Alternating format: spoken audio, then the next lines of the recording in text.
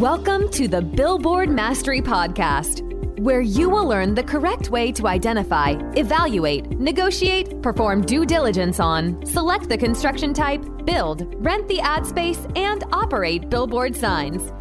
And now, here is your host, the guy that built from scratch the largest privately owned billboard company in Dallas-Fort Worth, Frank Rolfe. Underutilized is defined as not being used enough.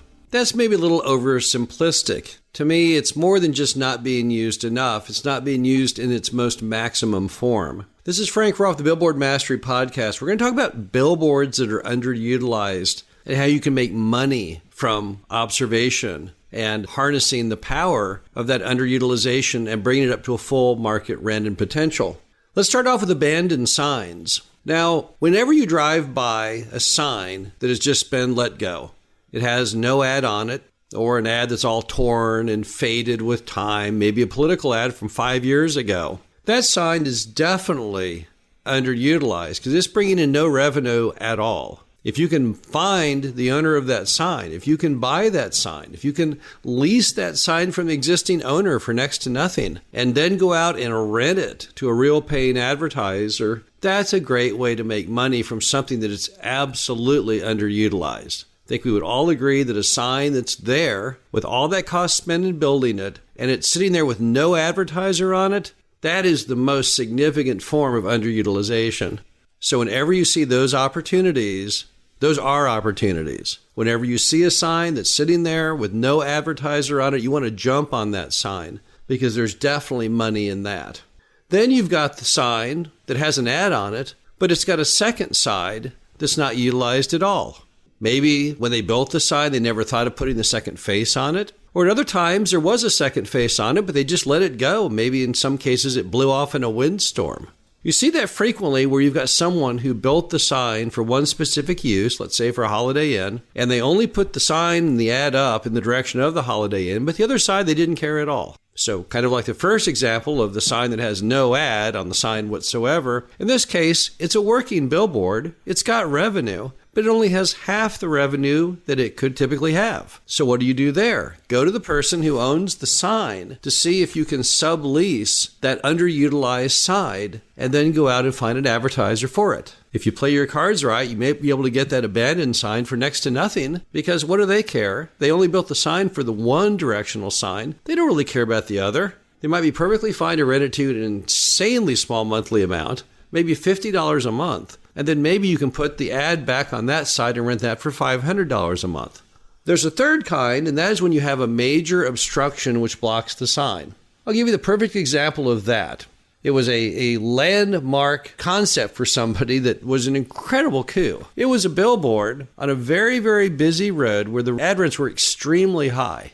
Think like $4,000 a month ad rent. But the sign had been abandoned because of a tree obstruction. So they went to the person who had abandoned the sign and said, "Hi, I want to buy the sign." And the person said, "Well, no, I don't know if I really want to sell it because I'm hoping one day I can do something with it." But it was never going to happen. That tree just wiped the sign out. So they said, "Oh, come on, let me sublease it from you." So in the end, they went in there and they subleased the sign with the tree block each for $500 a month. And then they went to the person who had the tree on their property and they paid that person another $500 a month to chop the tree down. And now with a total expense of $1,000 a month, they rented the sign out for $5,000 a month. So basically off that one sign, they were pocketing about $4,000 a month in revenue, less those two $500 a month commitments they had made. Sheer genius. When you see obstructions on signs, you can sometimes go in and get a hold of that sign, take control of that sign for a very low amount because everyone's lost hope. They don't think it has a whole lot of value. And then all you have to do is remove the obstruction. I did that on a sign in downtown Dallas once. It had a sign right smack in the middle of the billboard, and it was just for advertising for you to come and park your car in the parking lot beneath the sign. It basically just said, "Park here," as I recall. I was able to get the billboard for next to nothing. It seemed to be worthless. Who would ever rent a sign with another sign in front of it that said, "Park here"? But I went to the guy with the parking lot before I'd even bought the sign and said, what would it take for me to have you lower that sign down? And he said, well, if you'd pay to lower it, I'd be happy to lower it, because although it blocks the billboard in one direction, the billboard blocks it in the other. I'd like to have my sign lower than the billboard. It was a win-win for everybody. Parking lot owner was happy and I was happy because I obtained that sign for next to nothing. And then with the obstruction fixed, I was able to rent it for a whole lot more money. Another type of underutilization is when you have a premise sign along the highway advertising a business which no longer exists, or advertising a business that's so very far away that that sign is of very, very little importance. I once bought a whole lot of signs from Stuckey's because the Stuckey's that owned the signs that advertised Stuckey's, the Stuckey's didn't exist anymore. The Stuckey's had been gone for a long time.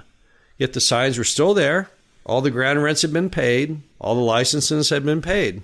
When you spot these things, when you spot a premise sign advertising a business that you no longer see, what's happened is there's been a disconnect. It's kind of like one end of the snake doesn't know what the other end is doing. So the sign is still there, they're still paying the rent, but there's no business to advertise on the sign. Sure, Stuckey's is a great example, but I see the same thing frequently going down the road for other businesses. I'll see a motel that is shut down, never to reopen, but there's still signs advertising the motel or the fast food that's got out of business. And again, all I see there are opportunities. You could go in and go to the person who's got that premise sign, which is now of no value to them whatsoever, buy it from them or sublease it from them, and then rent it out to a higher paying customer. Finally, you see signs frequently that have very low-paying advertisers in areas that are worthy of much, much better. When you have a billboard on a highway, and down from that billboard, there's an interchange with a lot of potentially high-paying advertisers like McDonald's and maybe a hotel, but instead it's just advertising some goofy thing. Like 300 miles into the future is a drive-through wildlife park. What's happened here is whoever owns that sign or rents that to that advertiser has no idea about all the new progress, all the new development on the road. Someone is completely asleep at the wheel. What you would do then is go to whoever owns that sign, who's got that advertiser, and see if somehow you could again sublease the sign when that contract ends, and then go out and rent it to one of those higher paying advertisers.